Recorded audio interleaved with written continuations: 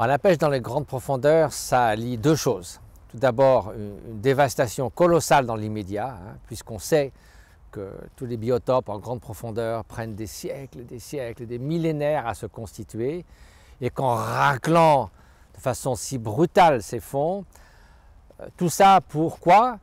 Principalement pour les pays riches, ce n'est pas du tout pour soulager la faim dans le monde. C'est un tout petit peu comme si on prenait des œuvres de Rembrandt pour faire un feu de bois pour chauffer la soupe du soir. Ça n'a aucun sens. Donc c'est vraiment disproportionné, c'est un mépris pour la richesse, le temps de la nature qui pendant des millions d'années a amené cette évolution. Et surtout c'est une vision tellement court-termiste quand on pense à l'évolution de la planète, à la complexité de la biodiversité, au fait qu'on risque de passer à des points de bascule qui seront des points de non-retour. On sait aujourd'hui que si on continue au rythme actuel, en 2050, on aura perdu 30% de toutes les espèces sur Terre. Alors bon, peut-être qu'on s'occupera d'utiliser l'ADN de quelques tigres de Sibérie pour les faire repartir dans un zoo, mais vous n'allez pas faire ça au fond des océans, dans des systèmes qui se transforment si lentement, qui sont si complexes, si délicats. Et donc c'est vraiment terrifiant, mais c'est typique d'une part du court-termiste, deuxièmement de ne pas s'inquiéter de choses qu'on ne voit pas à l'œil nu, et donc grâce à l'action de Bloom, maintenant on sait ce qui se passe, c'est documenté, on peut le voir, on a des modèles, et donc on ne peut plus dire qu'on ne sait pas ce qui se passe. Il faut faire preuve d'imagination pour voir les conséquences dramatiques qu'entraîne la poursuite de cette pêche pour des raisons totalement mercantiles et court-termistes. Alors en plus, ce qu'on dévaste maintenant, c'est aussi ce dont vont hériter les générations à venir.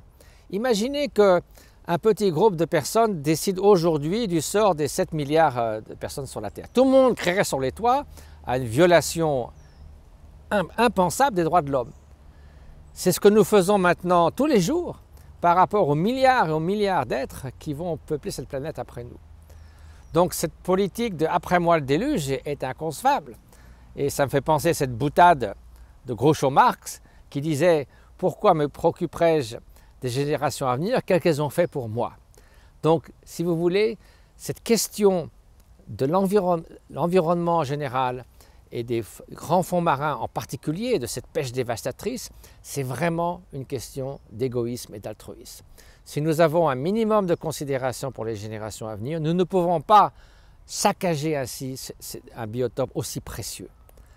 Et on se préoccupe de nos enfants, on ne va pas brûler la maison qu'on va leur léguer, alors pourquoi est-ce qu'on dévaste ainsi une planète si précieuse? Dans ce qui concerne l'environnement, il y a vraiment des grands défis qui demandent des décisions politiques difficiles.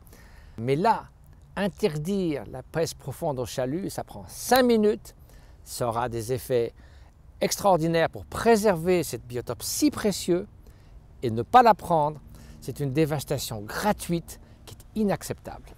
Et donc, l'avenir de ces océans profonds est entre vos mains, il est aussi entre vos cœurs, il est aussi dépend de votre intelligence, et donc c'est à vous de décider.